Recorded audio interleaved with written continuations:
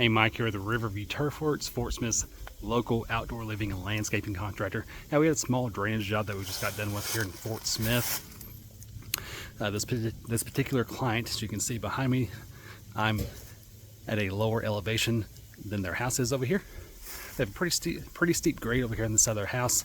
They have several trees where they lost most of their grass for vegetation, and they're having a problem with water running down their sidewalk, and then particularly two low spots on the sidewalk. That water is coming down this hill.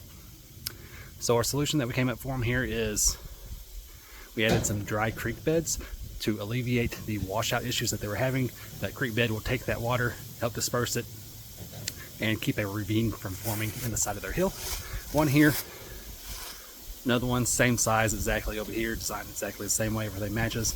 We did put some shade tolerant zoysia around it.